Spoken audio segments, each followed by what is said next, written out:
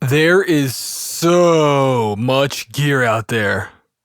The following is what I would buy if I were in the market to buy new stuff, new audio gear for an ultra low budget home studio.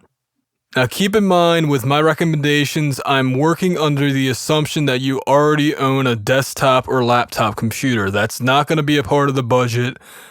I have to assume that you have some kind of computer to hook things into. I'm going to use Sweetwater's site to show you prices on different pieces of gear. I do recommend buying used gear if you are on a super tight budget, even tighter than the one in this video, but you cannot guarantee quality, plus you don't have a warranty.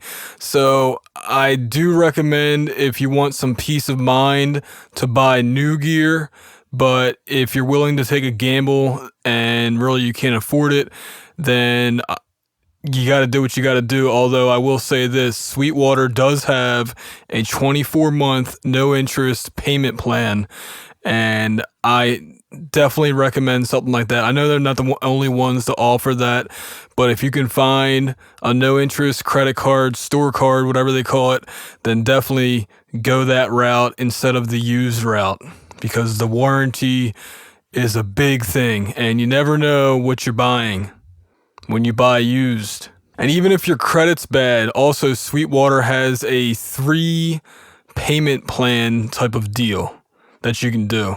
All right, now let's get to the video. Obviously you guys see this has been up on the screen for a bit. The Focusrite Scarlett 2i2 is what I recommend for the interface. It's $150.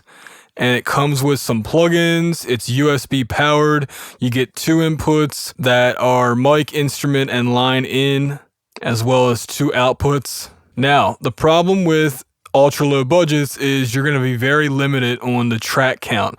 There's no way around that. If you want to have a bunch of tracks, if you want to be able to record a bunch of things at the same time, you have to pay for it. So these are, like I said, super low budget recommendations, and what I would personally get if all I had was $500 to spend, or a little bit over that. So yeah, the Scarlett gets a lot of high scores. I would also recommend, if you got to make any cuts in the budget, PreSonus has their audio box USB for $50 less than the 2i2. What the audio box USB has over the Scarlett 2i2 is MIDI input and output, which is very unusual at its price point. But the Scarlett has line inputs and the audio box USB doesn't have that option. You can only do mic or instrument level inputs. It can't handle a line level signal. So you can't buy an external preamp to use with it if you want to expand or change some of the way you operate later on down the road. Another reason to justify the $50 price is that you also get some Focusrite plugins and a few soft tube plugins to go along with your interface. The biggest issues when you're dealing with low-end gear is oftentimes the headphone amplifier is not loud enough. Your preamp quality isn't good enough. You have latency issues, driver stability, build quality, and like I said earlier, you have a low input count.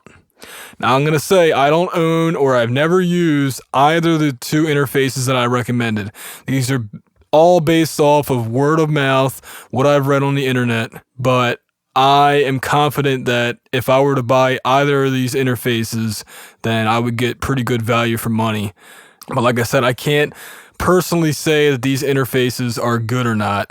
They appear that way based on everything I've read. Okay, moving on. We got to be able to hear our audio, right? So I'm going to give you guys 2 options. Now this is actually my alternative option. I'm going to say this one up front since I already have it on the list. Right now there's some kind of deal that you see, it says buy one, get one half price. And then there's some kind of discount going on. I have no idea. But look, bottom line is, I have heard, again, this is all based on what I've read from different sources.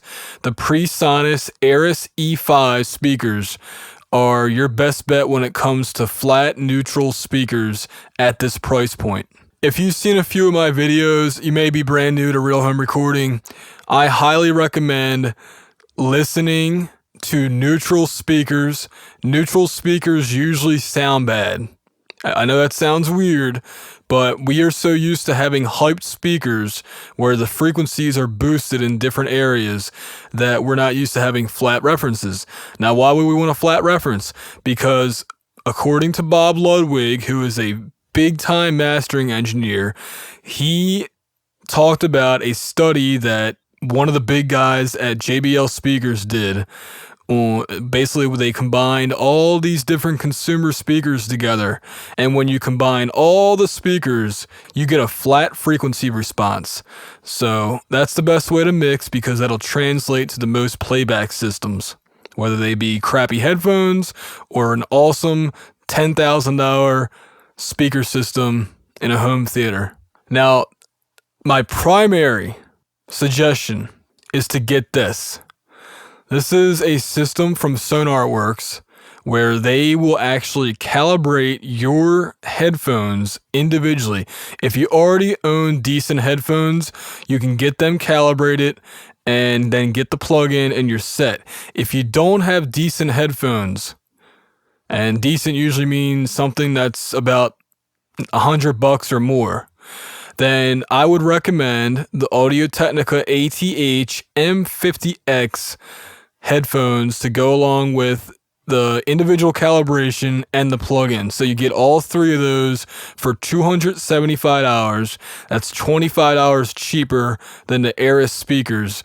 And the reason I would recommend headphones in this price point, in this budget range, over speakers is because you're going to deal with room acoustics that might be absolutely terrible, which speakers will certainly be affected by, and you're not going to be able to do anything about that. If you wear headphones, it takes the room out of your listening, and with this calibration you can be confident that your mixes are neutral. That's the idea behind this whole plug-in system, is that they will calibrate your headphones so they're flat as your headphones can get. And like I said, you can get a cheaper calibration, you can get cheaper headphones, but I think this is the mid-range where you're not going to be spending an arm and a leg. But you can look on SonarWorks website and find cheaper headphones if you really can't afford this. But like I said, everything falls within my $500 range for the rest of the video, and I would certainly go with this, knowing what I know now. Back to our Sweetwater page. You're only going to be able to have one microphone at this price point. To have everything you need, one microphone. I'm sorry, but that's just how it's going to have to be.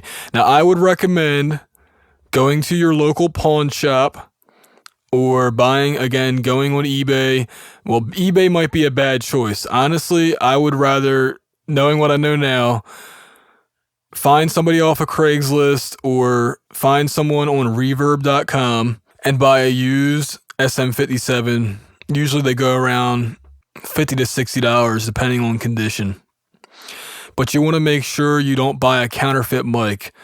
These microphones are counterfeited big time.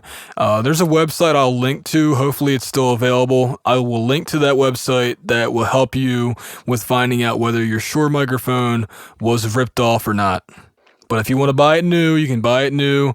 And I don't know if this was a price drop or a sale, but usually this microphone goes for about $99, so $10 off right now. You know, I happen to be doing this budget when there was a sale going on, and there's going to be a sale going on in a few weeks with Black Friday. So anyway, continuing, you will need a microphone cable. I recommend a 25-foot cable. This one is a Proco cable, and it features Neutrik connectors. Neutrik connectors are awesome. It also has a lifetime warranty, so that if the microphone ever breaks, you can send it to them and they will replace it or fix it. But the Neutrik connectors are the biggest thing for me. And like I said, 25 feet is a good length so that you can do a lot with that. You know, you can get a shorter cable to save some money, but I think 25 feet is a good length for a bunch of different purposes. Moving on, we also need If you're going to go the speaker route, not the headphone route, then you need to have two, it's called TRS, tip ring sleeve, male 1/4 inch to male 1/4 inch cables. And those will go into the back of the Scarlett or the back of the audio box, and that'll be used for your speakers. And I recommend TRS over TS because you have balanced cables as opposed to unbalanced. You can run into issues if you get unbalanced cables. And then the final thing I recommend is a boom mic stand. Don't get a straight stand. Get a boom mic stand. Trust me on this. And you can buy one of these used as well. People are selling mic stands all the time, used, and usually, just make sure you're not getting one in terrible condition because the lathes can start to get messed up, and people tend to treat equipment bad. So, you know how people are. But if you want to buy all new, then our total price comes to $554. But like I said, you can get a 24-month no interest promotion, as you can see here, and that's pretty cool. And if you, like I said, if you get the headphones over the speakers, which I do recommend to use headphones, I will rarely recommend that, but in this price category, $500 and under, I would recommend that, and you'll also save like $25. But yeah, I definitely would get this. This has been the easiest thing to throw together. Oh, I'm sorry, I forgot to mention the software. Reaper. Absolutely, get Reaper. You can demo it for 2 months without any issues, and if you choose to buy it, it's only $60. Most dolls are in the $300 to $500 range. Some are even more. Reaper, you can get for $60, and their trial period is very, very lenient, very, very liberal. And then my final suggestion, unfortunately, you're out of budget at this point. I actually went over budget. If you buy used, you'll stay under $500 though. But you're going to have to use free plugins. And I will link to this list in the video description. Luckily, this is 2015 going into 2016, and we have a lot of cool free plugins to use. So many. Even Reaper comes with free plugins, but this is even more third-party plugins. And then we also have this list of 64-bit plugins, which is smaller than the 32-bit list, but still there's a lot to go through. So I hope I helped you guys out with what you need to buy in the ultra low budget range. I'm sure some of you guys have some more suggestions out there, but keep in mind you need to have a total of $500 with everything. I know there's so many different interfaces I could have got, but then you had to take away from something else. But I think starting out with a Shure SM57, this is a mic that you won't have to throw away. And if you do ever have to sell it, it holds its value. Another microphone I was going to suggest, it doesn't exactly hold its value because it's not really that well known, but it is actually they call it a medium diaphragm condenser microphone. The Audio-Technica AT2020 is a good choice for $100, but the Shure SM57 will get you what you need. You can use this thing for all kinds of things, and it handles sound pressure levels without a problem. So this has been Adam for RealHomeRecording.com.